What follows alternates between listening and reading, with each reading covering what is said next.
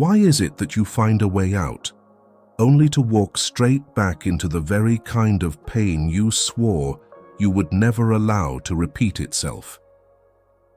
You leave a job where you were undervalued, only to accept another that demands you keep proving yourself in order to be recognized.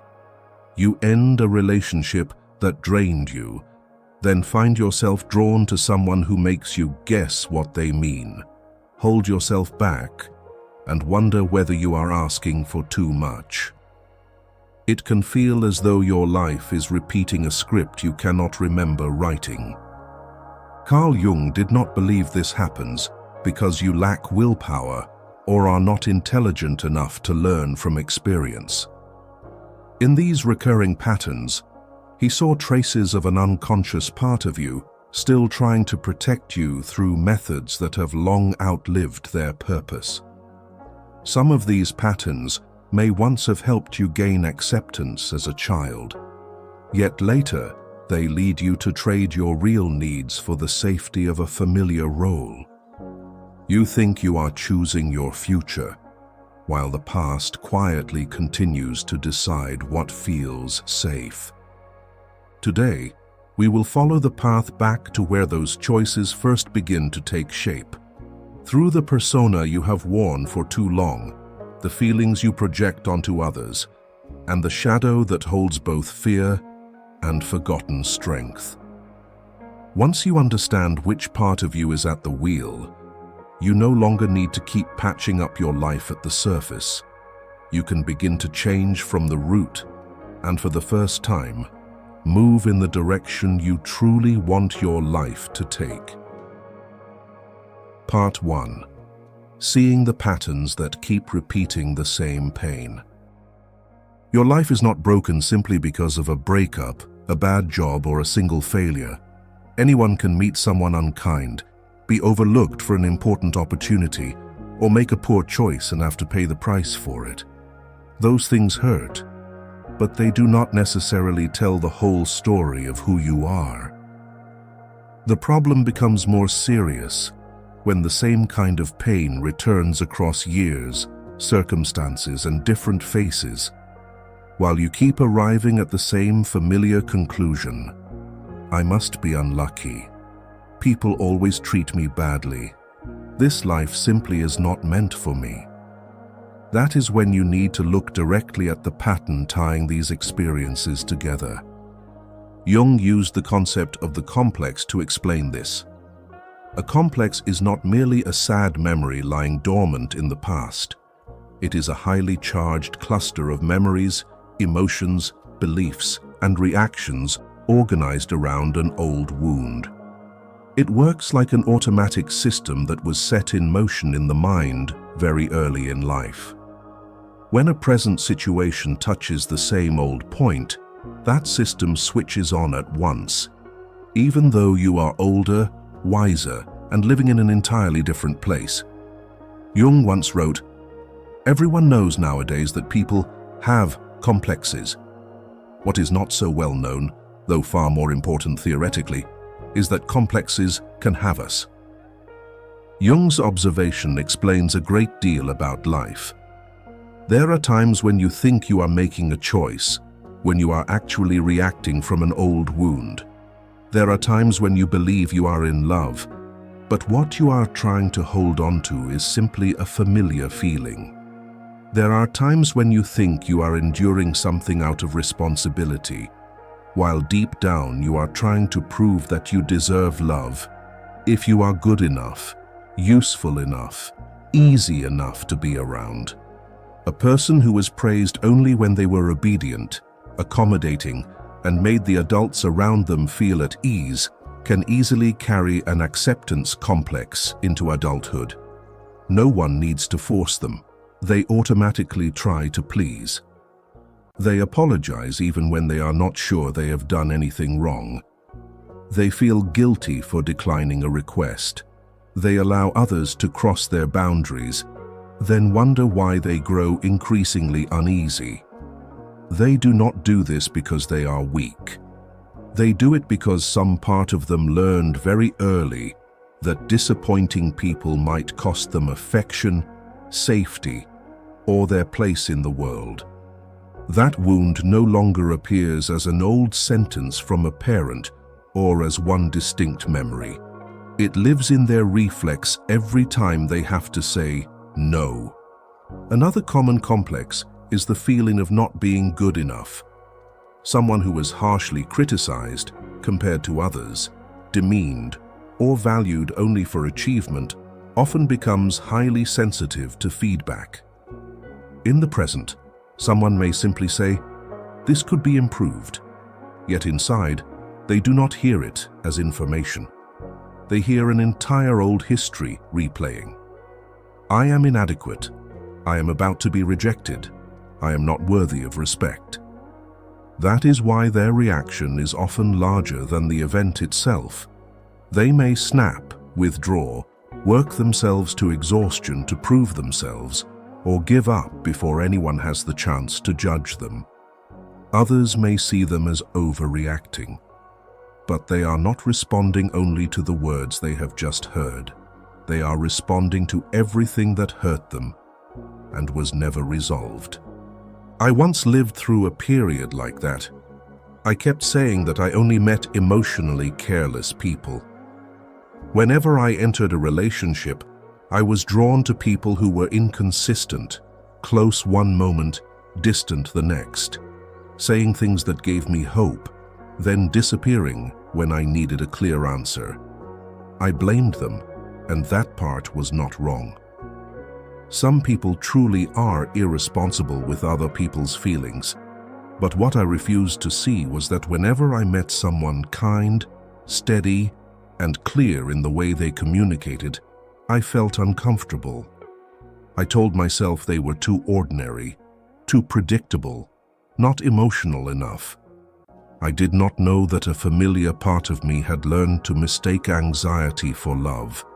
When I had to wait for a message, wonder whether the other person still cared, or do something to be chosen, I felt alive. But when I did not have to worry, I assumed the feeling was not deep enough. Later, I understood that the problem was not only who I met. The problem was that an old complex had taught me to see uncertainty as familiar, while peace had become foreign to me. It was like someone who had walked for so long on a rough road that once they stepped onto level ground, they began to suspect they were heading in the wrong direction. They are not deliberately choosing suffering. They simply do not yet know what safety feels like. That is why the first thing that needs to change is not the search for a different person, but the way you recognize love, the way you understand care, and whatever within you makes you trust only what has to be fought for. You can begin to recognize your unconscious loop by looking back over the past 5 years, not to recount every painful event, but to find the points of repetition. What kind of pain has returned most often? At what familiar point do you tend to get hurt? Are you often abandoned, overlooked, controlled, misunderstood, or placed in the position of carrying everything? Whenever you enter an important relationship, which version of yourself do you usually become? Are you the one who apologizes first? The one who has to prove their worth? The one who pulls away when things begin to go well? The one who saves everyone else and forgets that they too need saving? These questions are not meant to make you blame yourself. They help you see the structure that you once felt only as a vague misfortune. There is a significant difference between recognizing a pattern and blaming yourself. Not everyone who hurts you does so because you attracted them. You are not responsible for another person's betrayal, manipulation, or indifference. Some things are simply wrong, and you do not need to turn your pain into your own fault just to appear profound. Yet you still need to look at the part you keep recreating because it is the only part you can change. You did not create another person's cruelty, but you can look at what makes you stay too long. You did not create a toxic environment, but you can look at why you keep believing that you must endure it in order to deserve a place in it. You cannot control who enters your life, but you can learn not to hand decision-making power to the same old wound. That is the true meaning of rebuilding your life through Jung's lens. It is not about forcing yourself to be more positive, nor about covering an old wound with a new layer of habits and hoping it will disappear. If you change only the surface, the complex will still find another way to return. You may move to a new company, yet continue to work yourself to exhaustion. You may leave someone who hurt you, only to be drawn to someone else with the same distant manner. You may promise yourself that this time you will set boundaries, yet when faced with the possibility of disappointing someone, guilt rises and you retreat. An old route can still take you to the same place, even when the car has changed and the scenery along the road looks different. The day you see the loop, your life does not change overnight. You may still be triggered, still slip back into your old ways of reacting, and still have moments when you understand only after everything has already happened. But from that moment on, it is no longer entirely hidden. You begin to recognize that this feeling, so intense, does not belong only to the present. You understand that your attachment, fear, anger, or need for recognition may be carrying a story that began much earlier. And when a loop is named for what it truly is, it loses some of its power to control you from behind the scenes. Part 2. Unmasking the Persona. Why you live for approval instead of yourself. Once you begin to see the loops that keep drawing you back into the same kind of pain, you have to face a question that is closer and harder. Who has been living inside those loops? Not the name on your documents, nor the image others have praised, but the version of you that has been put forward to keep the peace. Those compliments are not wrong, but they can become a narrow mold. You become afraid of doing anything that might change the way people see you. You swallow your anger so you will not be seen as difficult. Take on more work so you will not be judged as incapable. And stay in a relationship that has already run dry because you do not want to admit that you made the wrong choice. By the time you are exhausted, you no longer know whether you are tired from responsibility itself or from protecting that image for far too long. Jung called the layer of identity we use to move through society the persona. The persona is not a form of dishonesty, nor is it a flaw that must be destroyed. It helps you work, communicate, keep your word, and respond appropriately to different situations. The persona is part of how people live together without needlessly hurting one another. Jung wrote, "The persona is a complicated system of relations between the individual consciousness and society. But the mask is only useful as long as the person wearing it remembers that it can be taken off. Once you forget that, you begin to treat other people's approval as proof of your worth. Many people live according to expectations without realizing it, because they call it personality, responsibility, or maturity. They tell themselves they enjoy being busy, yet panic when no one needs them anymore. They stay in a stable job because they fear being seen as impulsive, remain in a relationship that has lost its life because they do not want to be known as someone who gives up, and stay silent when treated badly because an old rule still exists in their mind.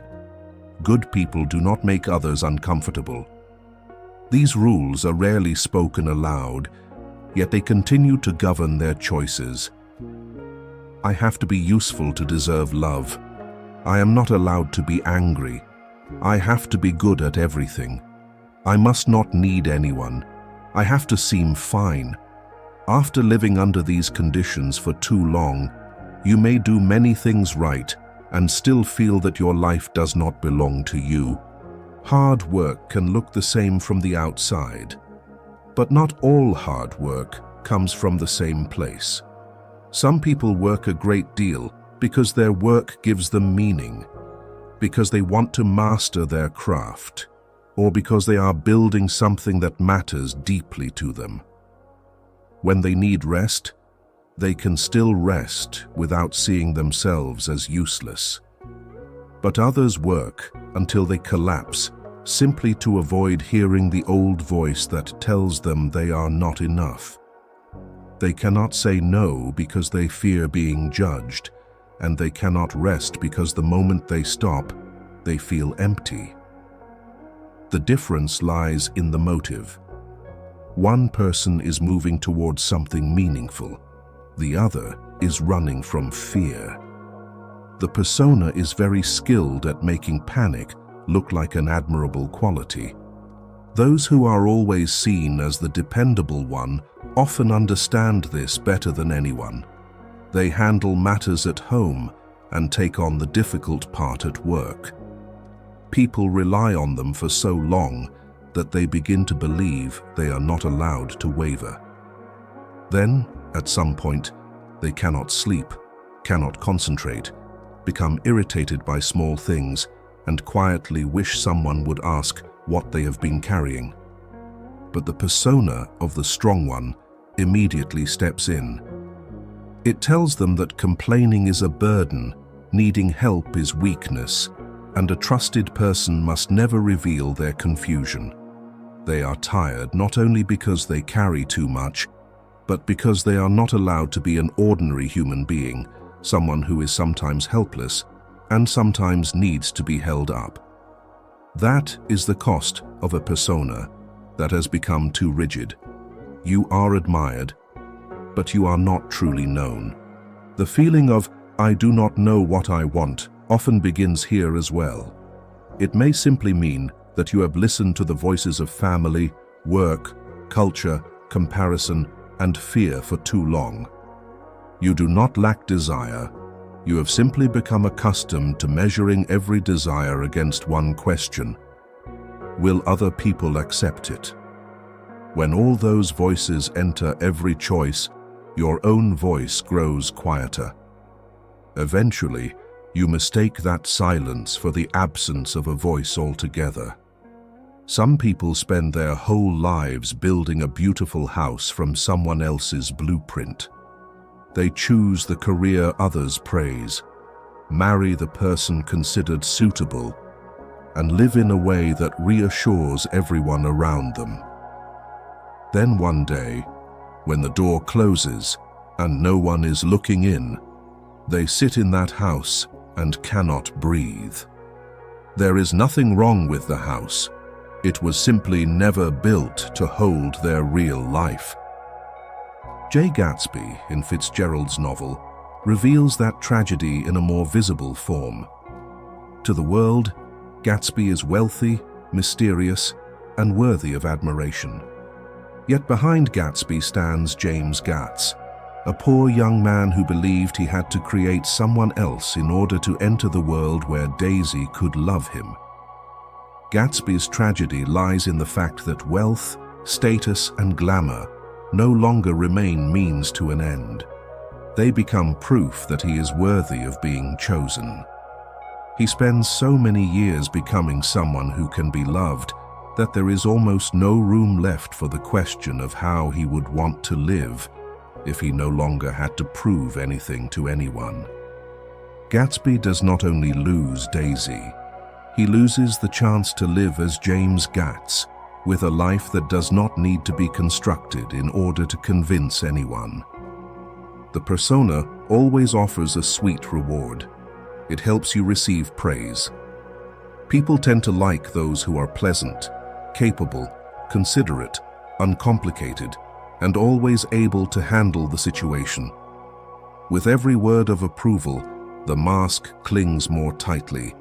You are no longer afraid only of criticism. You are afraid of disappointing people because they have grown used to that version of you. Someone praised for being calm for too long may no longer know how to say that they are angry. Someone seen as independent may feel ashamed when they need help. They think they are protecting an image, but in reality, they are preserving a very beautiful cage. The more they are admired for the role they play, the more afraid they become of taking it off, because they are no longer sure anyone would stay for the person underneath. A choice that comes from the self does not ask you to abandon every responsibility or destroy your life just to prove that you are free. It only asks you to be honest about your motive. You may continue in the work you are doing, but you do not need to work yourself to exhaustion in order to earn a worth that was already yours. You may remain in a relationship, but you do not have to pretend everything is fine while your heart is in pain. You may care for the people you love, but you do not have to place your entire value in being needed. The self does not ask you to become selfish. It simply refuses to let you keep abandoning yourself. When a choice comes from the self, you may still do difficult things, but you are not consumed by them. When a choice comes from the persona, you often do what earns praise, yet feel more depleted the longer you continue. You do not lose yourself in a single day. You lose yourself through thousands of moments when you choose acceptance over living truthfully. Each moment may be small, laughing something off when you are unhappy, agreeing to what you do not want, holding back your opinion because you fear being seen as difficult. But those small moments gather into a life in which you must constantly strain to preserve the right image.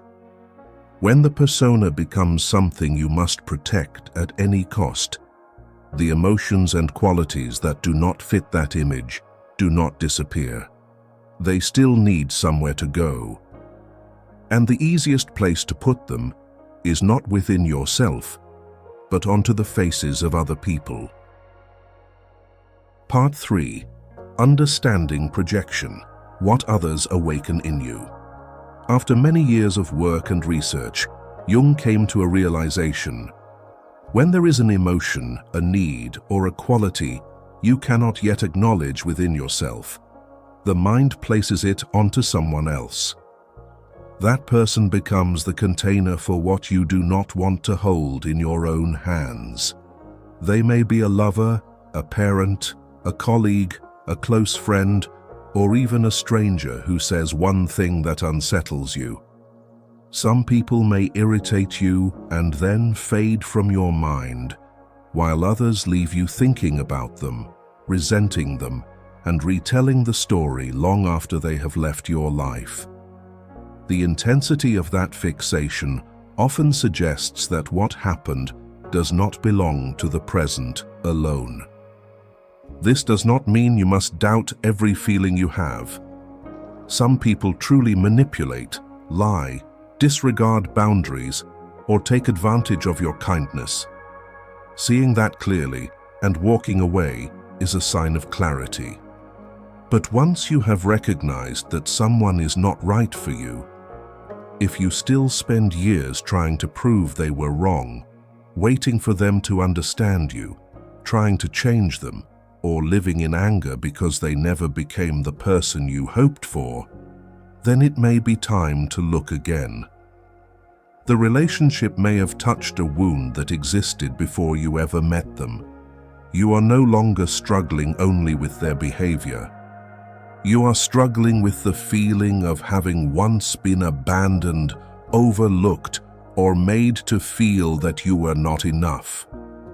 Projection helps you separate two things that are easily confused: another person's actual behavior and the old story being awakened within you. Someone may truly be cold, but the panic you feel when they take too long to reply may belong to the times you were left alone before. A piece of feedback may be poorly delivered, but the humiliation that lingers for days afterward may come from a time when you were criticized so harshly that you no longer felt safe making mistakes. Someone touching a wound does not mean they created it. If you cannot separate these two parts, you will either blame yourself too much or place your entire inner life on someone else's shoulders. Neither path frees you from what is hurting you. Jung wrote, "Projections change the world into the replica of one's own unknown face." When we project, we no longer see the person in front of us as they truly are. We see them through an old film recorded by earlier experiences. Someone raised in suspicion may see signs of betrayal everywhere.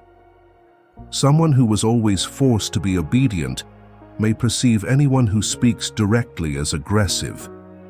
Someone who was once controlled may become sensitive to every piece of advice, then quickly conclude that others are trying to control them. The feeling is real, but the interpretation may have been distorted by the past, like looking at the world through glass covered in scratches. Jealousy is one place where projection often appears, though few people want to call it by its true name. Someone sees a successful colleague and immediately assumes they were simply lucky, know how to flatter people, or are too eager to show off. That person may indeed have qualities worth criticizing, but intense contempt can sometimes conceal something harder to admit. The observer also wants recognition, also wants to do something greater, but has forbidden themselves from wanting it because they fear being seen as ambitious.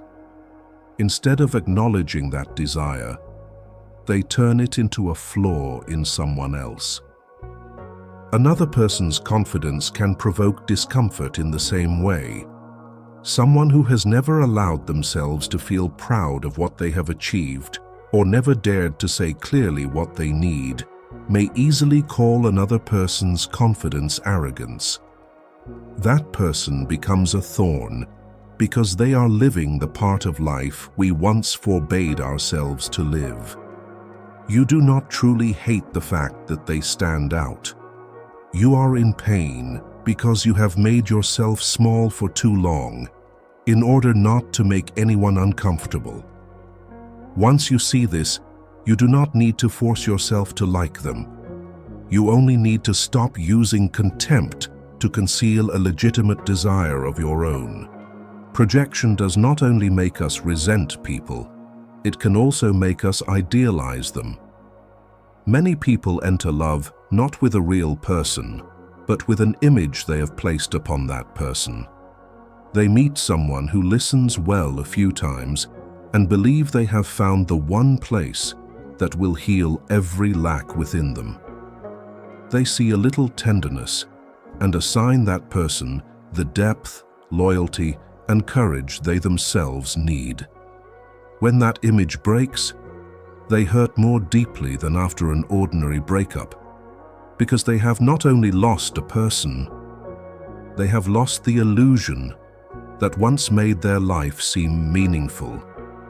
Some people cling to a relationship not because the other person is extraordinary, but because they do not yet know how to find within themselves what they have sent away to that person. The Queen in Snow White offers a clear image of this mechanism. She does not see Snow White as an independent young girl. The girl becomes proof that the Queen's youth is fading, and that the title of the fairest of them all can no longer protect her sense of worth. Instead of facing the jealousy, fear, and vulnerability within herself, she turns Snow White into an enemy who must be removed. What she wants to destroy in the girl is not beauty alone. It is the feeling of powerlessness she cannot bear to face within herself. In ordinary life, people rarely go that far, but the mechanism is familiar. We belittle someone who lives freely because they remind us of the freedom we gave up. We hate people who dare to speak the truth because they expose all the times we swallowed our own words to keep the peace. Within families, projection can make a present argument carry the weight of many years. When your parents ask too many questions about your work, you may not be hearing only a question. You may be hearing again the feeling of being judged, compared, or not trusted. When a family member seems indifferent, the pain may come not only from today, but from the younger part of you that once waited to be heard and received no answer. Understanding this does not require you to excuse what is wrong. It helps you speak more precisely about what hurts, so that you do not turn every conversation into a trial for the entire past. You can begin to recognize projection by noticing reactions that carry more heat than the event itself. Someone interrupts you in a meeting, and it is understandable that you feel irritated. But if you cannot concentrate for the rest of the day, keep imagining that you are being disrespected and want to quit your job altogether. Ask yourself, what familiar wound has this touched? When someone's achievements make you uncomfortable, ask one more question. Do I truly find them performative? Or am I in pain because I have spent too long afraid to step forward and claim the work I am capable of doing? These questions do not ask you to blame yourself. They return your sense of agency, so that an immediate reaction does not decide how you speak, love, or leave. What hurts you most in another person is sometimes not only them. It is the part of you that has waited too long to be recognized. When you reclaim what you have placed onto others, relationships do not immediately become easy, but they become more real. You stop expecting others to repair a wound they did not create. Stop despising what you truly long for, and stop idealizing someone merely because they are carrying a part of the life you have not yet lived. Projection is simply the mechanism through which rejected content is sent outward. To understand why it must take that detour, we need to enter the place where that content was hidden, the shadow. Part 4. Facing the shadow, reclaiming what you had to bury.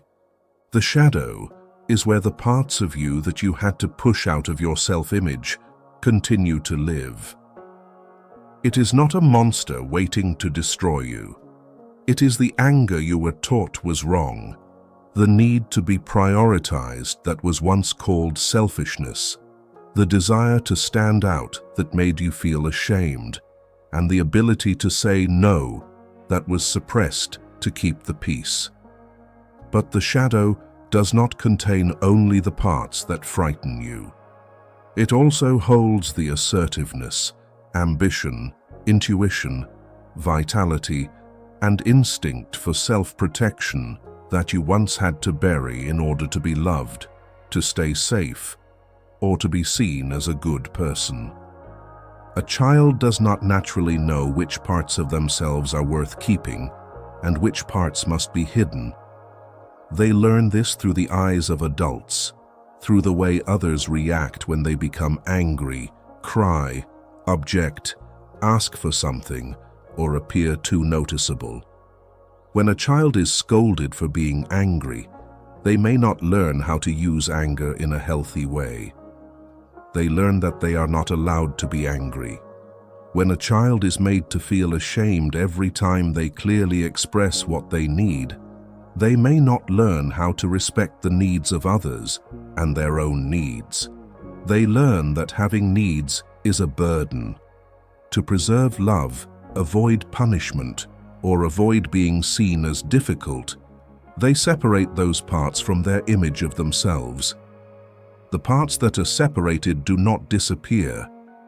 They simply move into the unconscious and wait for another chance to emerge. That is why Jung stated so clearly, one does not become enlightened by imagining figures of light, but by making the darkness conscious. He did not mean that you should glorify the darker parts of yourself, nor did he suggest that you should abandon all limits and call that authenticity. He was making a simple demand for honesty.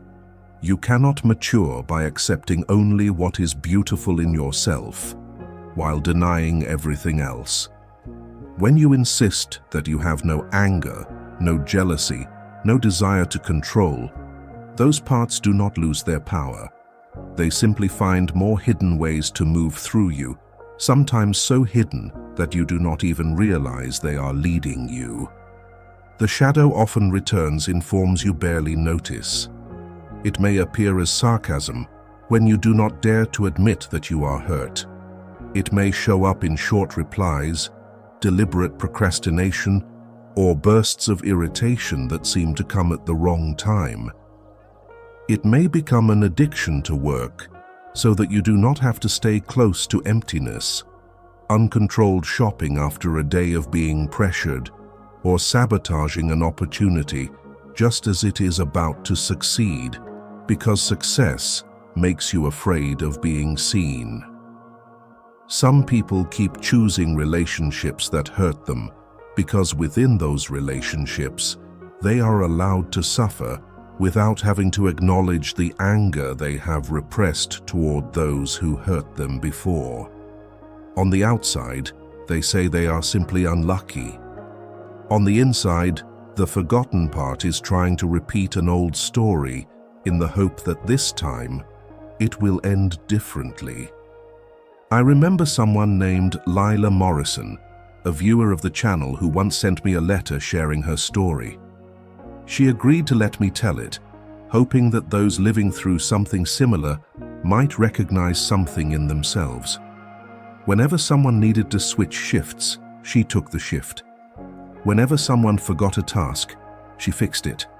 One colleague regularly passed their mistakes on to her, and Lila would simply smile and redo the work to get it over with.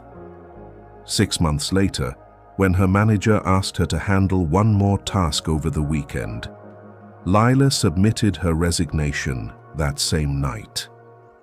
The next morning, she still came into the office as usual and began preparing the handover according to the proper process. Everyone said she had changed too suddenly. But through Jung's understanding of the shadow, there was nothing sudden about it. Lila's anger had lived for too long beneath the persona of the one who always understands, and when it finally surfaced, it no longer knew how to come out through an ordinary refusal. It only knew how to cut everything off. That story could happen to anyone. You endure small acts of disregard until they become familiar. You take on more responsibility because you think you can handle it. You overlook other people's indifference because you do not want to make a big issue out of it. Then one day, a single ordinary comment is enough to make you want to disappear from everything. Other people see only the final reaction. They do not see the hundreds of times before that when you convinced yourself that it was fine. The shadow does not create rupture from nothing. It gathers from everything you did not allow yourself to feel or say. There is another, quieter loss, strength that has been exiled. Someone who was called too sensitive may gradually lose touch with their intuition. They no longer trust the warning feeling that arises when a person or a place makes them uneasy. Someone who was punished for speaking the truth may learn to adjust their words so they sound acceptable to others, then forget what their real voice sounds like. Someone who was called selfish whenever they tried to protect themselves may grow up without knowing how to set boundaries. They give too much, endure too much, and then grow bitter because no one seems to understand what they need. It is not that they lack kindness. They have simply traded away the right to exist as someone with needs, limits, and the right to decide for themselves. Integrating the shadow does not mean acting on every impulse. You cannot use the phrase, "I am just being authentic," to justify hurting others, betraying a promise, or taking your anger out on someone who has done nothing wrong. That is not freedom.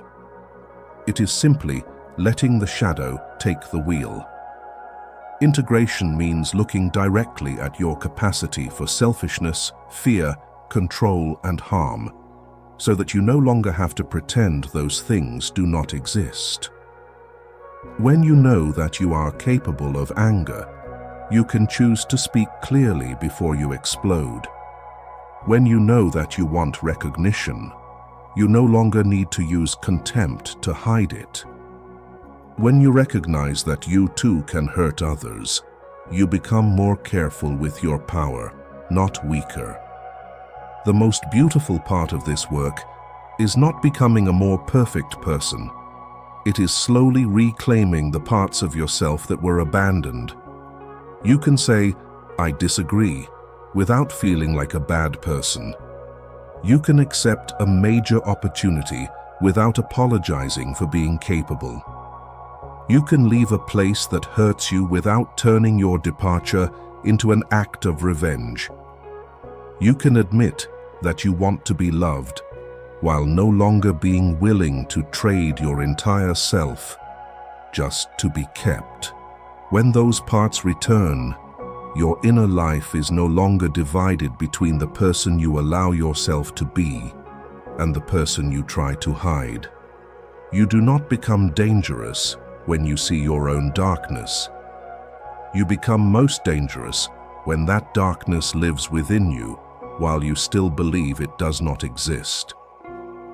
When the shadow begins to be acknowledged, you can no longer keep using all your energy to maintain the old life.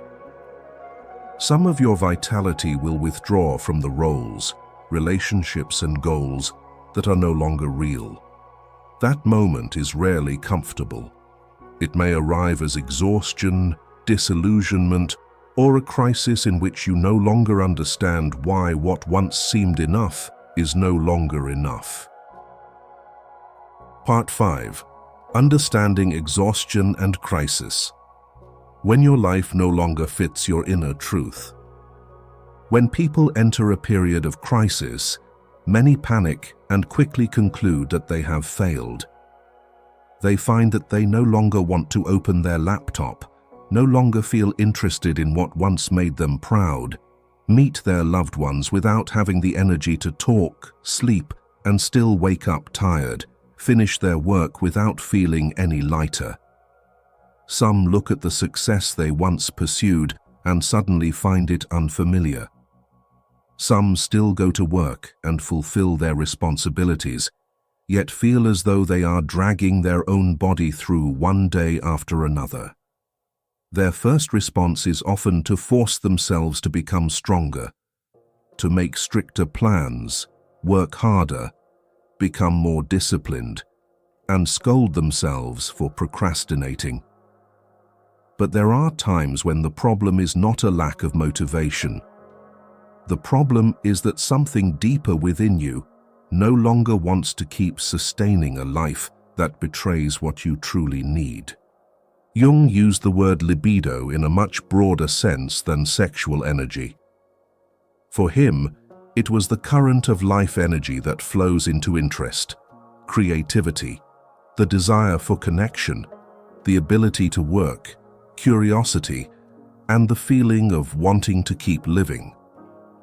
You can think of it as a source of water feeding an entire garden. When that water is directed toward things that carry meaning, you may still become tired, but you do not feel drained. You know why you are making the effort. You can still feel life in your work, in the people you love, and in what you are building.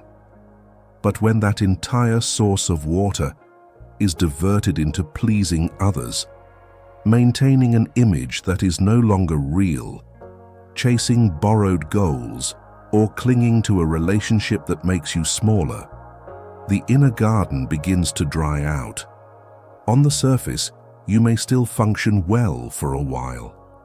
Only when that energy begins to withdraw do you realize that you have been living on effort alone for far too long. Jung once wrote, "About a third of my cases are not suffering from any clinically definable neurosis, but from the senselessness and aimlessness of their lives." He was not denying the reality of psychological illness, nor was he suggesting that exhaustion or depression should be taken lightly. He was simply reminding us that some people do not collapse because they are weak, but because the life they are living has run out of meaning. They may have achieved what others call stability, yet no longer feel present within it. They may have tried to hold on to a position, a title, a family, or a career, but the most alive part of them no longer receives anything from those things. The difference between laziness and a psyche in resistance lies here. A lazy person may not want to begin because of avoidance or a lack of structure, but once they find the right reason and rhythm, they can still move forward. A person whose energy has been drained because their life no longer fits them often experiences something different. They are not simply putting off one task. The entire path they are walking begins to feel heavy. They may sit in front of a project that once made them proud and feel their throat tighten. They may receive praise and feel nothing. They may take a few days off and still fail to recover, because what exhausts them is not only the number of hours they work. It is the effort of having to become, every day, someone they no longer want to be inside. Crisis often arrives late because the old life still offers rewards: money, recognition, security, praise from family, the feeling of being ahead of others. These things can help a person endure for a very long time. Someone who works 12 hours a day may still believe they are fine because they receive a raise.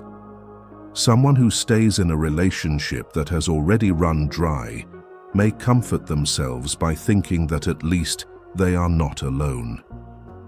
Someone who is always the support system for the whole family may believe that being needed by others is the meaning of their life. But eventually, external rewards are no longer enough to compensate for the feeling of inner betrayal. That is when the system begins to crack. You become irritable with people who do not deserve your anger. You feel trapped inside the home you once fought to keep. You look at your schedule and no longer see a purpose, only a wall you have to climb every morning. Do not romanticize that moment. Exhaustion, anxiety, insomnia, depression, or the feeling that you cannot continue may require professional support, medical care, and someone capable of walking beside you through it. Not every form of suffering is a sign that you should abandon everything and start over. Sometimes the body needs treatment. Sometimes the mind needs protection. But if that state persists, if it returns each time you go back to the same kind of work, the same role, the same way of living, then it is also worth listening to as a message, not a mystical message, just a deeply honest question. What in this life is forcing me to stay away from myself for too long? The writer Hermann Hesse went through such a period during the First World War. Pressure from work, isolation because of his anti-war position, his son's serious illness, a troubled marriage, and his father's death in the same year pushed him into a state in which he could barely continue living in the old way. Hesse turned to psychoanalysis with J.B. Lang, a student of Jung. From that period came Demian, the story of a person forced to leave behind an old world in order to find the part of himself that had never been allowed to live. What matters in Hesse's story is not that suffering made him special. Suffering is not beautiful, and it does not automatically produce anything good. But there are times when exhaustion appears because the old life no longer has enough room for the real person within. If you are in a season where what once felt sufficient suddenly no longer feels like enough, subscribe to the channel so we can continue tracing these signs together. Some changes do not begin with a major decision. They begin when you stop calling every form of depletion within you weakness and are willing to look closely at what it is trying to say. What frightens people most in a crisis is not only losing a job, losing someone, or losing their sense of control. Often, what they lose is their old image of themselves. Someone who once took pride in being able to handle everything may not know who they are when they no longer have the strength. Someone who believed love was where they belonged may feel an unbearable emptiness after a breakup, not only because they lost the other person, but because they also lost the role of being the chosen one. Someone forced to leave a job may suffer not only because of money, but because they have never imagined themselves as valuable outside that title. Collapse often takes away more than one thing. It takes away the familiar answer to the question, "Who am I?" That is why trying to return to the old life unchanged after a crisis often only prolongs the pain. You may find a new job while carrying the old way of working, pushing yourself to exhaustion in order to be recognized. You may enter a new relationship while still using self-sacrifice to buy a sense of safety. You may construct a new persona, stronger, more successful, more guarded, and call that maturity. But if the center of your life remains unchanged, your energy will be drained in the same old way. Crisis does not always tell you to destroy everything. More often it tells you that the way you are living is no longer real enough to keep you there. Sometimes life is not working against you. It is simply no longer supporting the version of you that has reached the point where it must end. When the old structure begins to shake, the important question is not how to rebuild it quickly enough to stop feeling afraid. The question is this: after the old ego can no longer remain in command, what will guide the new life? Jung called that central point the self, the place from which a person begins to live, not merely to be accepted, but to become whole. Part 6.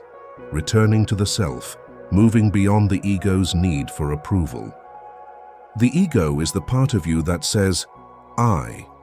It helps you remember who you are, arrive at work on time, keep your promises, make decisions, and protect what you believe matters. The ego is necessary. Without it, life would become fragmented. But the ego knows only the part of life it has been allowed to see. It often believes that what it is thinking, fearing, and trying to preserve is the whole of who you are. Someone who has always been praised for being strong may believe that strength is all they are. Someone who has been hurt may believe that they are only a person who must remain guarded.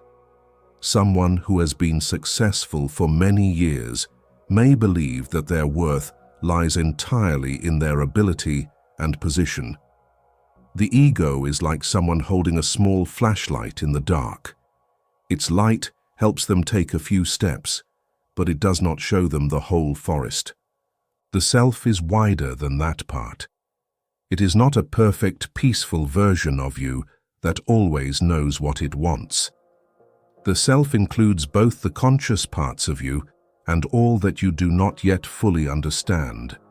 Fear, the capacity to love, the shadow, memory, instinct, unused potential, and the direction in which life is asking you to grow.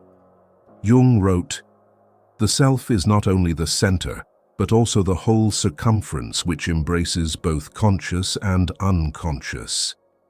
The self does not ask you to become someone else. It simply asks you to stop cutting away the real parts of yourself in order to fit an old image. That is why healing is not simply about making the ego stronger, more loved, or more in control. After a crisis, some people immediately construct a new persona. They become tougher so they cannot be hurt again, more successful so they cannot be looked down on, more closed off so they will not need anyone. On the surface, they may seem fine. But if every change is only meant to protect the ego from being wounded again, they are still living in the same prison. They have only changed the color of the paint outside. The self does not ask whether you look fine. It asks whether this way of living is pulling you further and further away from yourself. The process Jung called individuation begins when the ego stops seeing itself as the whole person. You no longer believe that every fear is the truth, every desire must be acted upon, or every compliment is proof of your worth. You begin to step back from what is happening within you. When facing a choice, the question is no longer only, what will people think? Will this make me look successful? Will I be abandoned? Another question begins to emerge, slower but more truthful. Does this choice require me to betray the deepest part of myself? This is not an invitation to live according to every passing emotion. There are moments when you want to quit your job simply because you are exhausted. There are moments when you want to end a relationship because you are angry. There are moments when you want to prove that you are free by doing the exact opposite of what everyone expects. These reactions may need to be heard, but they are not necessarily the voice of the self. The self does not speak through haste. It often appears only when you have looked closely enough to tell the difference. This is an old fear reacting.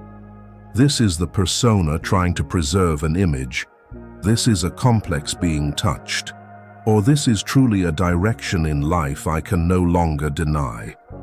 A person may remain in the same job, continue caring for their family, and still live within the community they have always known. Yet the way they remain there becomes different. Before, they worked because they feared being useless. Later, they may still work well, but know when to stop once their body and private life have reached their limits. Before, they kept the peace because they were afraid of being disliked. Later, they may still choose kindness, but can speak clearly when something hurts them. Before, they needed others to confirm that they were worthy. Later, they may still value love and praise, but no longer trade their entire self to keep them. This is a change in the center from which life is lived. It does not need to create a louder life, but each choice gradually becomes less of a betrayal of oneself. I often think that life before individuation is like a house with too many people speaking at once. Family tells you that you must be safe. Society tells you that you must be successful. Old memories tell you not to trust anyone. The persona tells you not to disappoint people. The shadow intrudes through anger, bitterness, or reactions you cannot explain. Not every voice is wrong. The problem begins when they all struggle for control at the same time, leaving you to live as someone pulled back and forth by conflicting commands.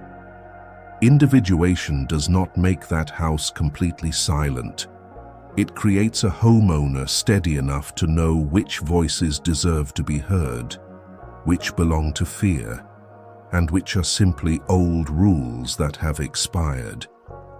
The parable of the prodigal son clearly shows the moment when a person must reach the limits of the ego before they can truly return to themselves. The younger son leaves his father's house because he believes freedom means making his own decisions, pursuing pleasure, and no longer being bound by anything deeper than himself.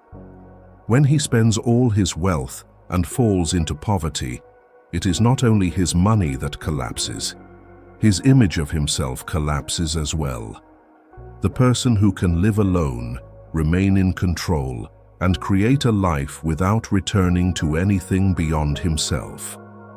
In Jungian terms, this is the moment when the ego realizes that it is not enough to serve as the center of an entire life.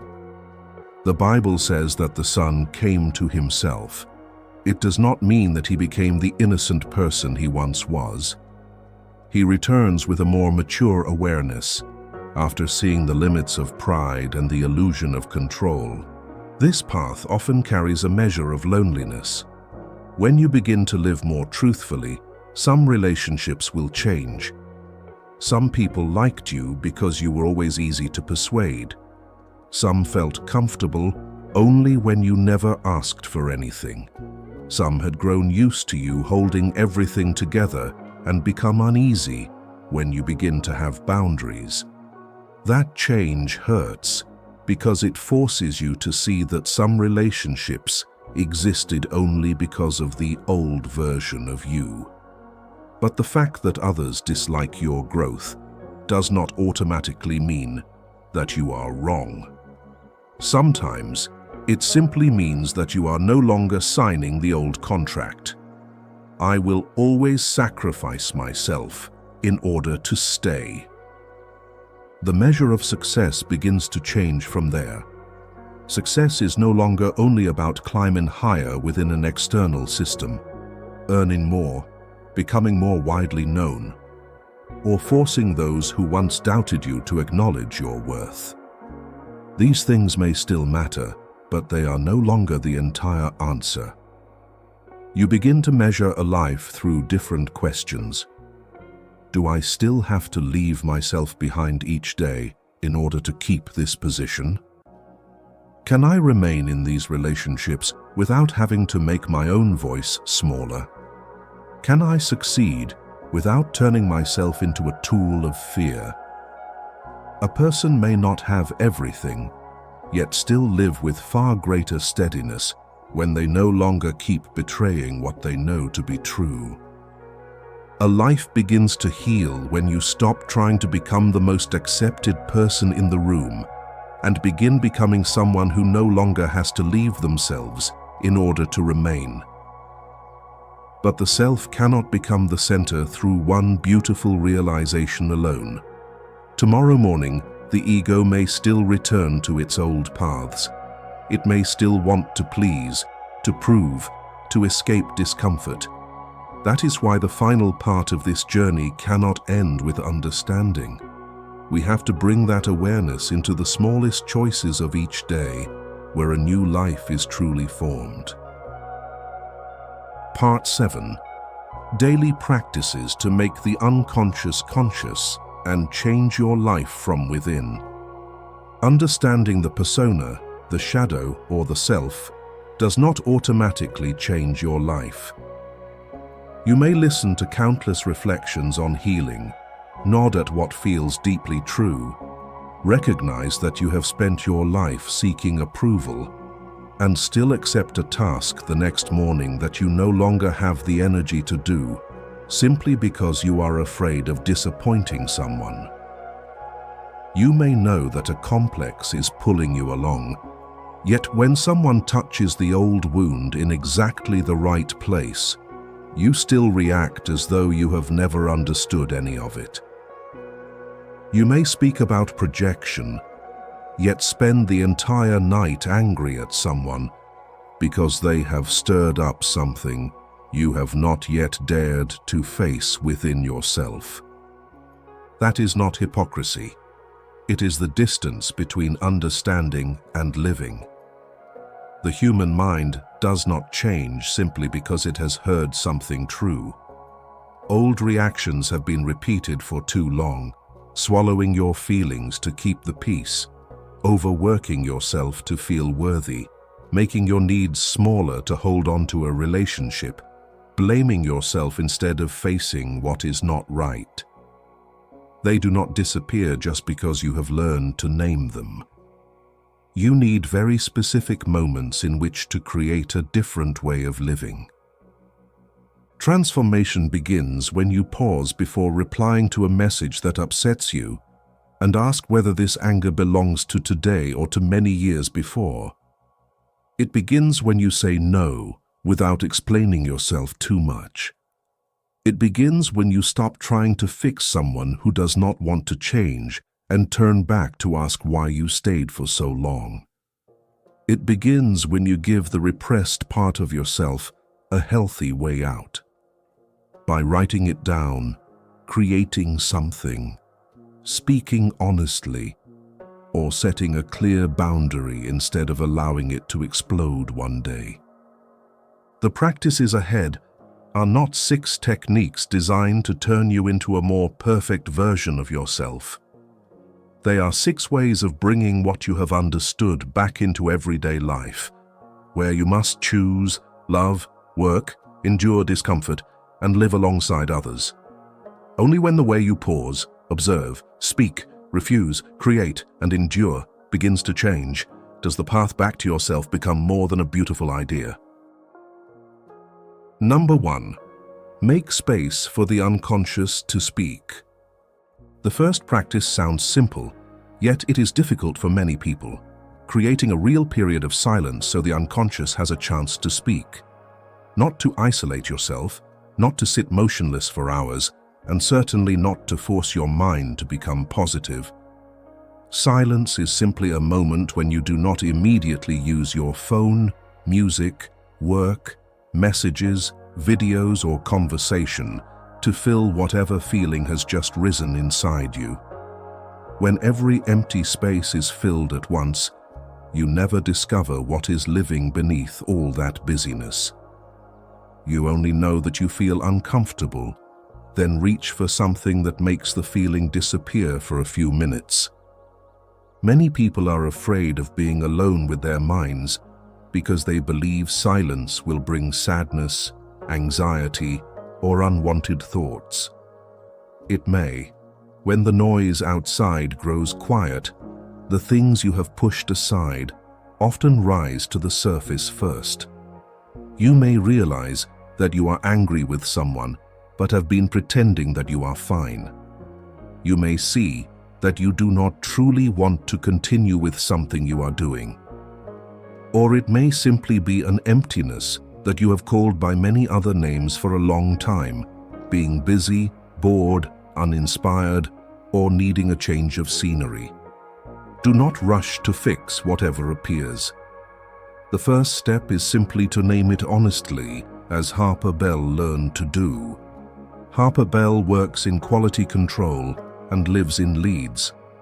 Harper had a habit of turning on a podcast as soon as they woke up, playing music on the way to work, scrolling through their phone during breaks, and watching videos until it was time to sleep. Harper said they simply disliked silence. But after spending 15 minutes sitting in the car before going inside each evening, without listening to anything or holding their phone, Harper realized that silence was not what made them restless. It was anger toward a job they had swallowed for years because they were always praised as someone who could handle pressure. In the spirit of Jung, silence did not create that anger. It merely stopped Harper from covering it with noise, allowing them to see that the part resisting within needed to be heard before it became exhaustion. You can begin very small. Choose a fixed time, ideally when you have just come home, after dinner, or before bed. 10 minutes is enough in the beginning. Put your phone out of reach. Turn off the music. Do not open a book, and do not use the time to answer messages. Sit somewhere ordinary. A chair near a window, a balcony, the dining table after everyone has gone to sleep, or a quiet corner of a park. Do not try to sit in the right posture. Do not force yourself to breathe in a particular rhythm. You only need to remain there. For the first 3 minutes, notice the simplest thing. What does your body want to do in order to escape? Does it want to reach for your phone, stand up, turn on the television, think about what needs to be done, or message someone? Do not fight that impulse as though you are competing with yourself. Simply notice it. Then, if you have paper and a pen, write 3 short sentences. Right now, I feel. What I do not want to think about is. And what I need, but have not said, is. You do not need to write well. You do not need to find a profound answer. Some days, the page may hold only 1 line. I am angry, but I do not know who I am angry with. That is enough. The unconscious rarely speaks in a complete speech. It usually begins with a recurring feeling, an image, an unexpected memory, or a discomfort whose source is unclear. The most common mistake is turning silence into a test. Some people sit for 3 minutes and then criticize themselves because their mind is too noisy. Some feel sadness and immediately force themselves to think positively. Some hear one thought and then make a major decision at once, quitting their job, ending a relationship, cutting someone off. These reactions only replace one kind of impulsiveness with another. Silence does not ask you to believe every thought that appears. It asks only that you do not deny those thoughts before you understand them. A thought that returns many times is worth observing more closely. An emotion that reappears across different situations is worth asking what it may be trying to protect. You do not need to extend this practice until it becomes torture. 10 consistent minutes are more helpful than sitting for an hour once and then giving up. When emotions become too intense, return to what is concrete. Feel your feet against the floor. Look at 3 objects in front of you, drink a glass of water, or write down a few words instead of trying to dig deeper. If silence makes you panic, lose control, or pulls you into a state that feels beyond what you can bear, do not force yourself through it alone. Some things need to be faced with a qualified professional or a trustworthy person beside you. After some time, you will not instantly become a calmer person, but you will begin to notice a small space between emotion and action. You will see irritation before it becomes words that hurt someone else. You will recognize that you are reaching for your phone, not because there is something to do, but because you do not want to touch the feeling of loneliness. You will know that you are taking on more work, not because it is necessary, but because you are afraid of being seen as not good enough. That small space is where freedom begins to appear. You do not need to turn your whole life into silence in order to hear yourself. You only need to stop filling every empty space the moment it appears. When you can remain with what is unclear without immediately running from it, the unconscious gradually has less need to control you through indirect paths. And from those brief moments, you will begin to recognize when a complex is quietly taking hold of the wheel. Number 2. Notice when a complex takes over. A complex rarely appears with a sign clearly stating its name. It usually arrives in moments when you react faster than the situation itself seems to require. A piece of feedback makes you feel as though you have been diminished. A short message convinces you that the other person has changed. Someone disagrees with you. and you feel compelled to explain yourself until the very end, even though you are already tired inside.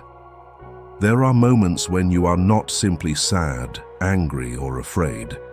You are pulled along by the urgent feeling that you must do something immediately. Apologize, prove yourself, leave, send another message, make the other person understand you.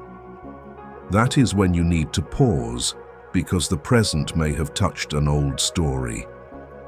Jung once wrote, "The origin of the complex is frequently in a so-called trauma, an emotional shock or the like. A complex often begins with an experience that forced you to develop a way of protecting yourself. Someone who was abandoned may become highly sensitive to distance.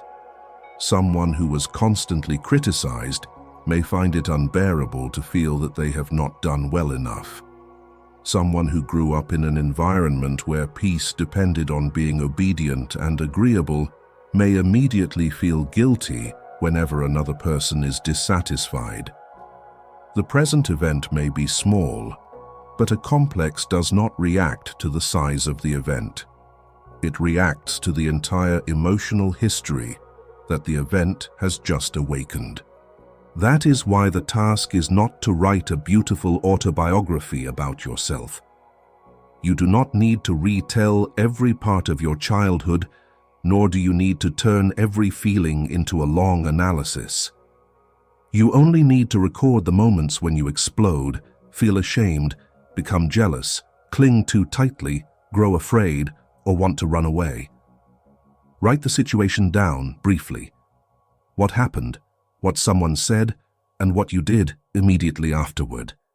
Then add 3 sentences. What was I afraid of losing?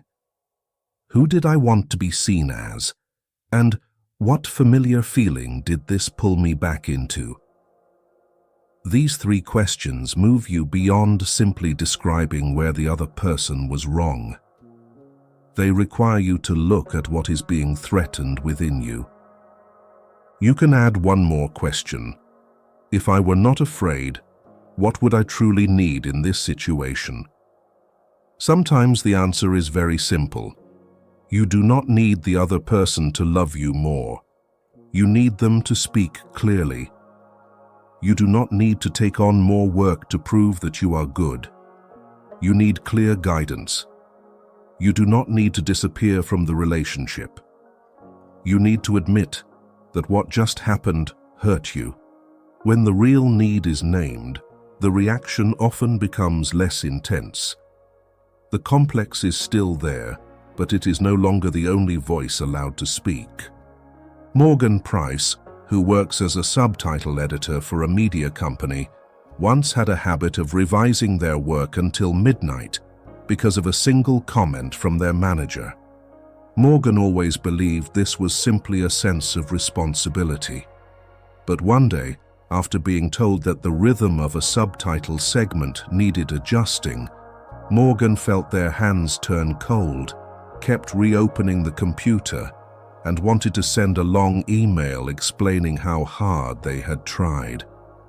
Instead of sending it immediately, Morgan wrote in a notebook, "I am afraid they think I am careless.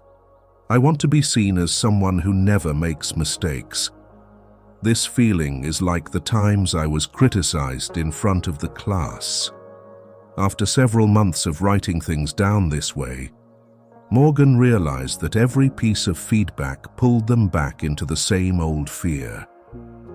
The next time, instead of staying up until morning trying to fix everything, Morgan simply asked their manager, "Which part needs to change most?" In Jungian terms, this was not the end of Morgan's insecurity. It was the moment Morgan began separating the present situation from the complex that was trying to turn it into a verdict. But do not use this notebook to put yourself on trial. You may write that you feel jealous and then conclude that you are petty. You may notice that you are angry and decide that you are a bad person. That only creates another persona, the person who must always understand themselves perfectly. Observing a complex is not about judging your inner life. It is about noticing that it is there. Jealousy may tell you that there is something you long for. Anger may tell you that a boundary has been crossed. Shame may tell you that you are placing your worth in the eyes of others. Emotions are not commands, but they are information. You do not need to obey them. You need to read them. You should also not assume that every strong reaction comes from the past and then overlook another person's real behavior. Some people truly are disrespectful. Some environments truly are toxic. Some words do not need to be explained away. Recognizing a complex is not meant to turn you into someone who constantly doubts your own perceptions. It simply helps you avoid letting old pain determine your entire understanding of what happened. You can clearly see that another person was wrong, while also understanding that your reaction is carrying added weight from the past. Both things can be true at once. Practice one small principle. Do not make major decisions when you have just been triggered. Do not send a long message demanding an answer, quit your job while you are angry, or cut someone off because of a few hours of silence. Write first. Sleep on it if you can. When the emotion has eased, read what you wrote and ask yourself, if this happened to someone I love, what would I advise them to do? That question does not make you weak. It creates some distance between you and the wave that is pulling you along. Writing does not make a complex disappear, but it gives the complex a shape. What has a shape can be recognized, named, and brought into dialogue. What remains invisible is far more likely to steer you without your knowing it. When repeated reactions begin to appear as words on a page, you will see something important. There are days when you think you are dealing with another person, but you are actually facing a part of the past that has not yet been allowed to rest. And once you begin to recognize those traces in daily life, the unconscious often finds another language through which to continue speaking. Dreams. Number 3. Read dreams as messages from your unlived life. According to Jung, dreams are not simple prophecies about the future. A dream of a dark road does not mean you are about to have an accident, and seeing someone from your past in a dream does not mean they are about to return. Dreams are the unconscious mind's way of creating images in response to a conscious life that has become too one-sided. When you spend the day trying to appear strong, a dream may show you running away. When you live by being endlessly rational, a dream may place you in an irrational scene you cannot control. When you have spent too long in the role of caring for everyone else, a dream may show you an abandoned child, an old house, or a train that has already left the station. It is not trying to frighten you. It is using images to speak about what ordinary language has not yet been able to reach.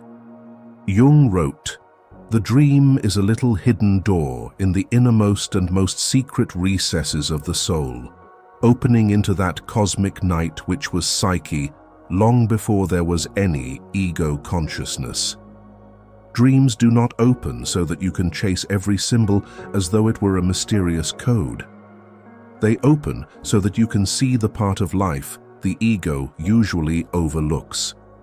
During the day, you may be very skilled at explaining why you still have to stay, keep trying, or remain strong. But in dreams, reason no longer arranges everything in its familiar way. One image can sometimes speak more truthfully than an hour spent trying to convince yourself. Some people repeatedly dream that they are lost in a familiar place and cannot find their way home. Others dream that they miss a bus or train, and can only stand there as it disappears into the distance. Some return to the house where they grew up, but cannot open the door, or they try to say something, and no sound comes from their throat. Do not rush to search online for what dreaming of a house means, or what it means to be chased in a dream. No image carries one fixed meaning for everyone. For one person, an old house may represent safety. For another, it may be the place where they once had to make themselves smaller. What matters most is not the general symbol. It is the feeling that remains when you wake up. Fear, regret, heaviness in the throat, anger, loneliness, relief, or the strange sense that you have just touched something deeply familiar. Keeping track of dreams does not need to be complicated. Leave a notebook and pen beside your bed. When you wake up, do not reach for your phone immediately. Stay still for a few seconds and ask yourself, what is the last image I remember? You do not need to remember the whole dream. Just write down the first fragment that remains. A face, a room, a road, a sentence, the color of someone's clothes, or a feeling in your chest. Write in the simplest possible way. I am standing in. I see. I am trying to. I feel. Do not correct the sentences or try to make them meaningful. When you try to tell the dream too completely, the ego quickly steps in and turns it into a neater story than it truly was. After writing it down, circle the image that stays with you most strongly and ask 3 questions. What does this image remind me of in my present life? What feeling in the dream resembles a feeling I am trying to avoid when awake? Is there anything in this dream that contradicts the way I am living during the day? Someone who always has to be in control may dream that they cannot hold the wheel. Someone everyone relies on may dream that they have been left behind. Someone in a relationship who cannot bring themselves to voice their needs may dream that they are calling out, but no one can hear them. You do not need to reach a conclusion immediately. Simply write down your own first associations. Many people give up because they think dreams must appear regularly and with perfect clarity. They do not. Some weeks, you may remember only a color or a meaningless sentence. Some mornings, you may remember nothing at all. Do not turn this into a test. What is worth observing is the way certain images repeat over time. If you often dream of being chased, pay attention to what conversation you may be avoiding in waking life, what decision you may be postponing, or what feeling you are running from because you do not want to name it. If you repeatedly dream of missing something, look for the part of your life you keep delaying because you are afraid you are not good enough. Dreams do not answer for you. They simply place a chair before a door that you usually walk past too quickly during the day. Jung once told of a female patient whose thinking was highly rational and who had reached an impasse in therapy. She dreamed that she was given a piece of jewelry shaped like a golden scarab. As she described the dream, Jung heard an insect striking the window behind him. He opened the window and caught a green-gold beetle, a rose chafer commonly found in Europe, then handed it to her and said, "Here is your scarab." What stays with me from this story is not the idea that dreams can predict miracles. Jung himself regarded it as a meaningful coincidence within therapy. What matters is that the image from the dream reached through the patient's rational defenses at a place where every explanation before it had failed to go. You also need to be careful not to interpret dreams too quickly. A dream about someone from your past does not automatically mean you should return to them. A dream about death does not mean something bad is about to happen. A dream about betrayal is not enough to conclude that someone is betraying you. Dreams often exaggerate, reverse things, and use powerful images to demand attention. They are like a letter written in symbolic language, not an instruction you must act on immediately. Keep dreams alongside real life. Look at behavior, circumstances, recurring emotions, and what you know clearly when you are awake. After a few weeks, you may read through the pages you have written. At that point, the value is not in finding a perfect interpretation, but in seeing a thread that connects your dreams to your waking life. You may realize that you dreamed of locked doors during the same period when you were afraid to speak honestly. You may notice that dreams of returning home appeared when you were living too far from what truly mattered. The unconscious does not speak in the clear voice of a friend sitting across from you. It sends images, feelings, and strange stories. When you learn to receive them without superstition and without contempt, dreams become a valuable source of insight into your inner life. Number 4. Give the shadow a voice before it erupts. A part of life that has been pushed down cannot exist only on paper or in dreams. It needs a way into real life before it is forced to erupt through anger, a decision that destroys everything, or a lasting bitterness whose source you do not understand. This is when the shadow needs a form of expression, not to turn pain into art, not to prove that you are deeper than anyone else, but to give what has been held tightly inside a safe enough way out. Jung once wrote, "The creative activity of the imagination frees man from his bondage to nothing but."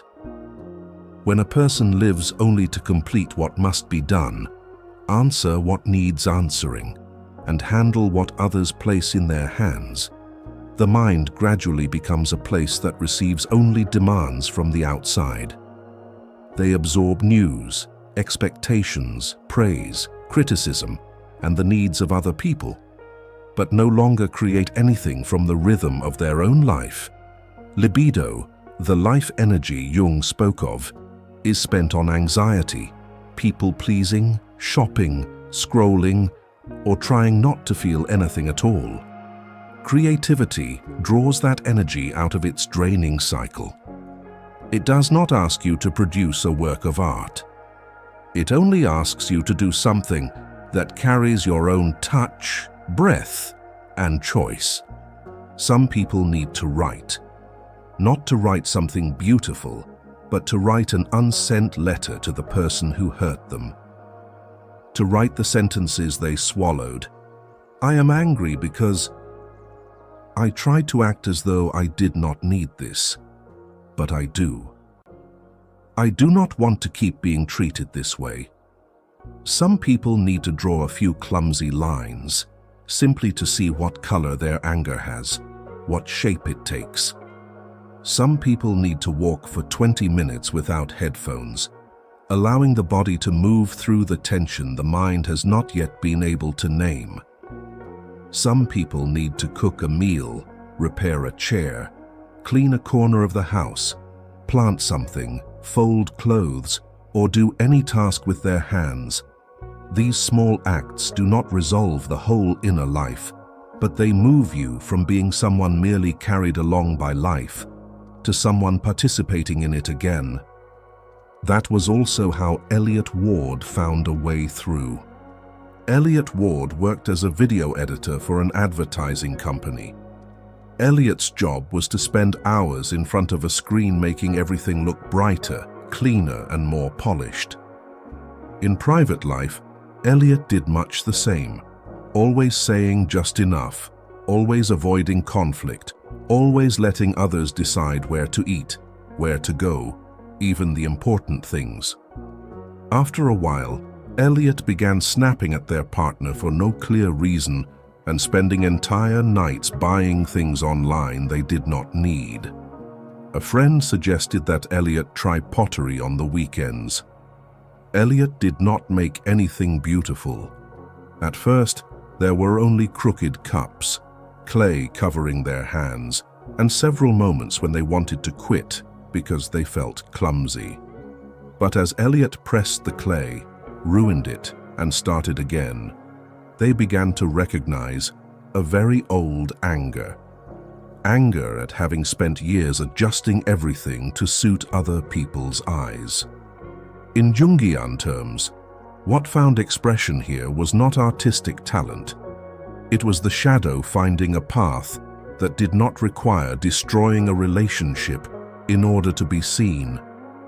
You do not need to choose the perfect method from the beginning. Choose the form that creates the least pressure. When you are carrying a great deal of anger, an activity involving the body may suit you better than sitting down to analyze.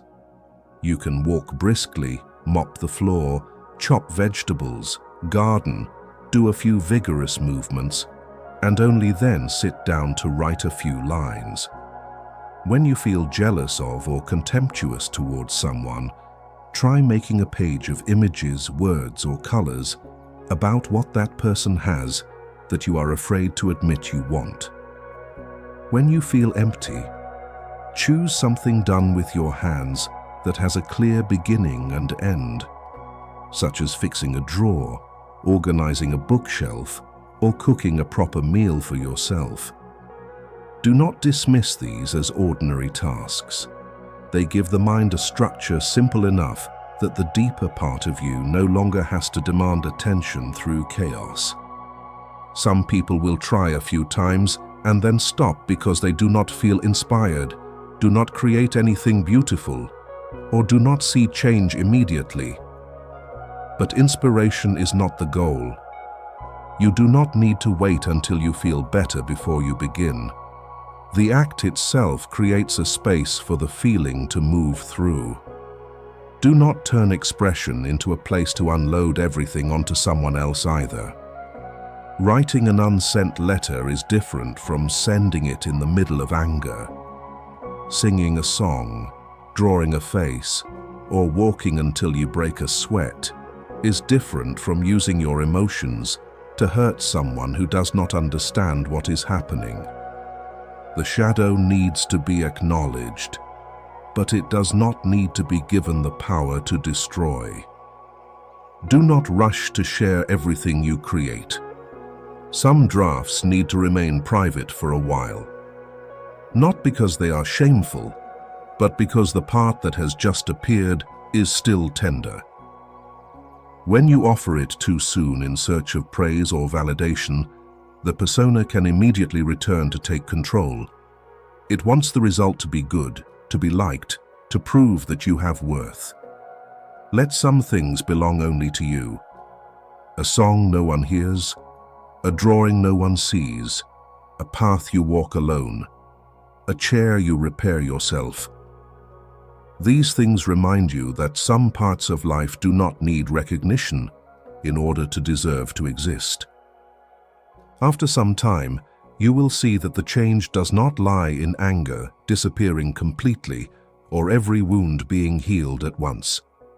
It lies in the fact that you no longer need sarcasm, avoidance, consumption, overwork, or sudden withdrawal to release what you cannot say. You begin to understand that anger needs a boundary, jealousy needs a desire to be acknowledged, and bitterness needs a disappointment to be named truthfully. The shadow no longer has to pound on the door from within because you have opened a path wide enough for it to pass through. When libido finds a way to move outward through creative action, it no longer has to be spent entirely on anxiety and unconscious reactions. You gradually recover the sense that you can do something with this life, instead of merely enduring it. From there, a more difficult challenge appears. Can you bear the moment when you are no longer able to hold on to the image of being pleasant, useful, and always liked. Number 5. Endure the moments when the persona is no longer liked. You begin to say that you cannot take on any more work, and someone immediately looks displeased. You do not reply to a message right away, and someone asks why you have changed. You say clearly that the way they spoke to you hurt you, and guilt rises in you at once. Not because you have done anything wrong, but because some part of you has grown used to believing that belonging can only be preserved when you are useful, pleasant, and never difficult for anyone. The persona once helped you survive in environments where love came with conditions. It learned to read other people's expressions, anticipate their needs before they spoke, and adjust itself so that no one would be disappointed. When you begin to live differently, the persona does not understand that as growth. It sees only the danger of losing your place. Jung wrote that the persona is a kind of mask, designed on the one hand to make a definite impression upon others, and on the other, to conceal the true nature of the individual. That mask is not bad.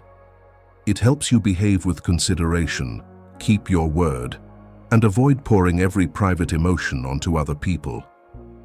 But when you have to preserve it at all costs, every refusal can feel like a threat. You are not merely saying no to a request.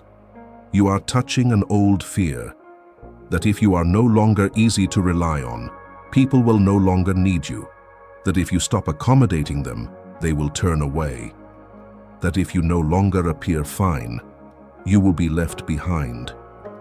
That is why this practice does not begin with dramatic boundaries. It begins at the small points where you used to give in automatically. When someone asks whether you can take on another task, do not answer immediately, just because you are afraid the atmosphere will become awkward. Practice saying, "I need to check my schedule before I can answer." That sentence gives you time to distinguish between your actual capacity and your fear of being judged. When you need to decline, keep it brief. "I can't take this on," or "I'm not able to do that." You do not need to write a long explanation in order to earn permission to have limits. The more you over-explain, the more the persona believes you are only allowed to say no when you have a reason beautiful enough that no one can challenge it. The difficult part is not the sentence itself. The difficult part comes in the minutes afterward, when the other person falls silent, their expression changes, or their reply becomes shorter than usual. The persona will urge you to go back and fix everything. It will tell you to send another message explaining yourself. It will tell you to apologize for making them sad. It will tell you to take back the task you just declined so that no one sees you as irresponsible. Try sitting with that feeling for a while, instead of allowing it to become action immediately. You can write, "This person is disappointed, but their disappointment does not automatically mean that I am at fault." This sentence does not make you uncaring. It simply returns the disappointment to where it belongs, to the other person's feelings, not to a judgment about your worth. It sounds simple, but the hardest part is not saying no. The hardest part is what comes afterward, when someone is genuinely unhappy and you must remain with the feeling that you have done something wrong. Noah Bennett faced exactly that moment on a Friday afternoon. Noah Bennett managed the stockroom of an old bookstore. Noah had a habit of covering every shift for co-workers, staying late whenever the system failed, and always being the first person called when someone was absent unexpectedly. People appreciated Noah because he was always able to help. One Friday afternoon, Noah's manager sent a message asking him to cover a weekend shift, even though he had already planned to take his mother to a follow-up appointment. Noah typed and deleted the message several times before sending only this: "I can't take this shift. I have a family commitment." Afterward, Noah sat on the bus home with cold palms, constantly wanting to send another message with a longer explanation. But Noah did not. The following week, several people at the store seemed distant, and that hurt Noah deeply. In Jungian terms, this was not the moment Noah became selfish. It was the moment the persona of the person who is always helpful was no longer rewarded as it had been before, and Noah had to learn to endure being less liked without returning to erase himself. There is an important line between honesty and coldness. You do not need to use boundaries to punish others, speak sharply simply to release your anger, or cut off every relationship because people have not yet understood your change. Mature boundaries still include respect. You can say no without diminishing anyone. You can need distance without disappearing in a way that makes the other person panic. You can disagree without turning the conversation into a battle. But that respect must include you as well. Many people have been taught very carefully how to be polite to others, yet have never learned how to be gentle with their own needs. One thing worth observing is that once you begin to accommodate less, some relationships will change. Some people will adjust, respect your new limits, and remain. Some were only warm when you were easy to manage. Some will call your growth selfish because they had grown used to benefiting from the fact that you had no boundaries. Those reactions hurt, especially when you once believed you had to do everything possible to keep people beside you. But they also do something necessary. They show you which forms of affection can hold the real person you are, and which were only rewards for the role you used to play. There will be times when you explain too much, take back a task you had already declined, or apologize simply because you cannot bear someone's disappointed expression. Do not turn those moments into proof that you are incapable of changing. The persona was built over many years, so it will not disappear after only a few attempts to say no. Each time you notice that you are trying to buy back peace by abandoning your own needs, simply begin again. Next time, move a little more slowly. Let your answer be a little shorter. Endure the guilt for a few more minutes before doing something to make it disappear. Love, belonging, and dignity should not have to be bought with your disappearance. When you can endure the moment in which the persona is no longer admired, you begin to distinguish between genuine connection and relationships that exist only because you keep playing the right role. And once you no longer need approval to prove that you have a right to exist, a deeper awareness can finally move beyond thought and become action in daily life. Number 6. Turn insight into an act of individuation. Many people understand that they have a complex. They recognize that the persona has made their lives exhausting. They know what the shadow has been trying to say. Yet the next morning, they still reply to messages in the old way, still take on more work because they are afraid of being judged, still return to someone who constantly makes them feel uneasy, and still say, "It's fine," when they are already deeply tired inside. Understanding does not change your life on its own. It only opens a door. Whether you walk through it remains your responsibility. In the small choices, no one is standing beside you to praise or remind you to make. Jung called that path individuation. He wrote, "Individuation means becoming an individual. It also implies becoming one's own self. Individuation is not about doing whatever you want, nor is it about abandoning every responsibility to prove that you are free. It is the process of gradually living according to what you have recognized as true, rather than continuing to let fear, old habits, and other people's expectations decide for you. An insight becomes part of who you are only when it enters your actions.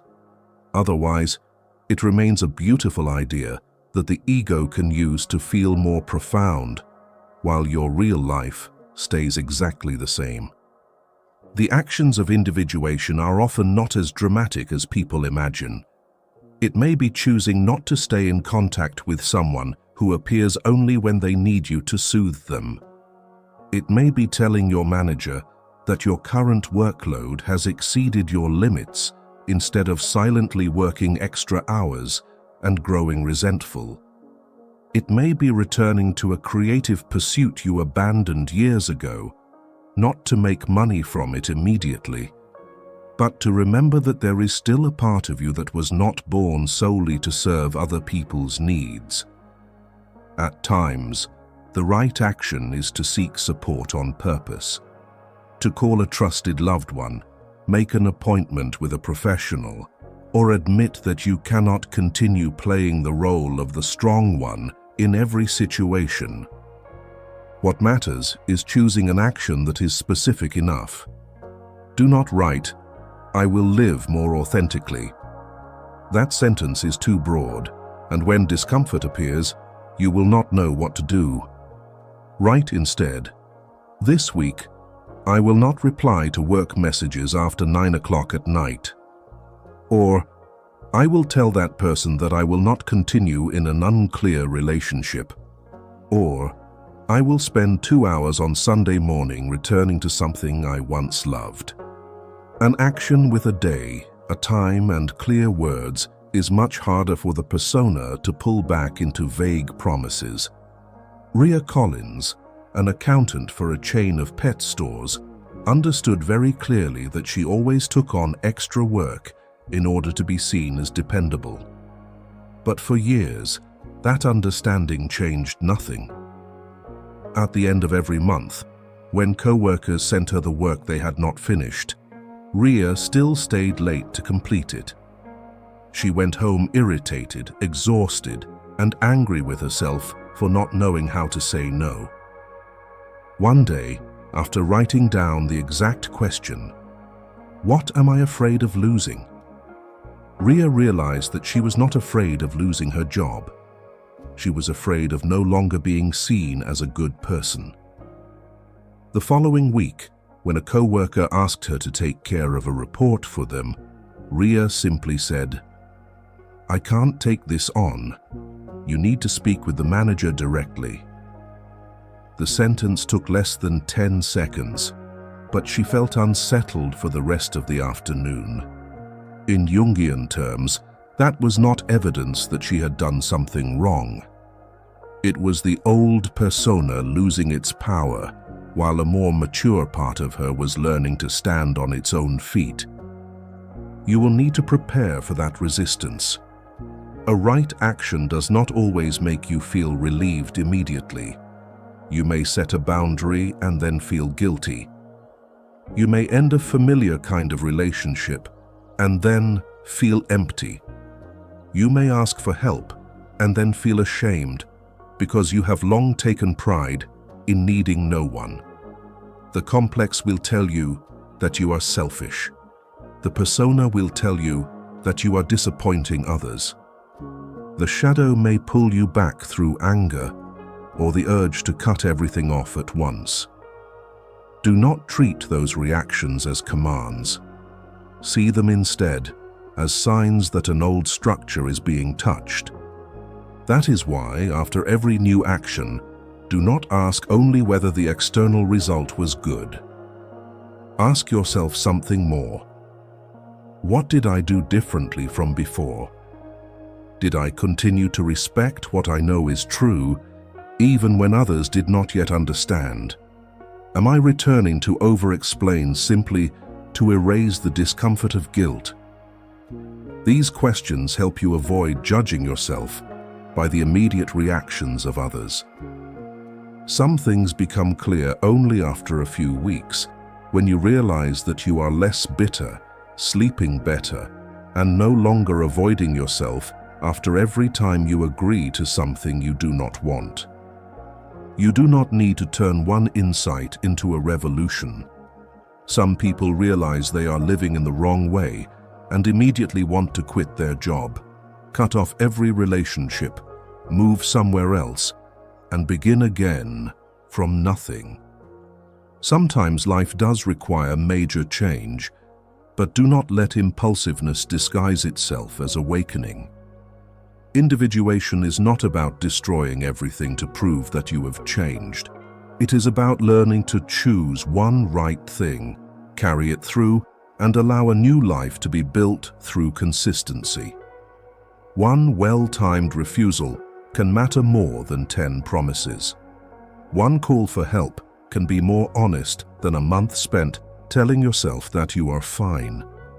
One evening reclaimed for a neglected part of your life can become the first step toward a different direction. Your life does not change on the day you fully understand yourself.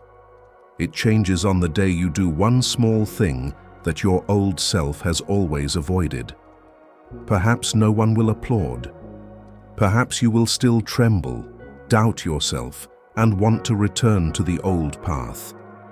But every time you choose not to abandon yourself, the self gains a little more ground in your real life. And when those choices are repeated long enough, you are no longer merely speaking about a more authentic life. You are truly living it. If this journey has helped you see some part of yourself more clearly, leave a like on the video. Not as a ritual you are obligated to perform, but as a small marker of the moment you chose to pause and look at your life through different eyes. Your life does not change on the day you fully understand yourself.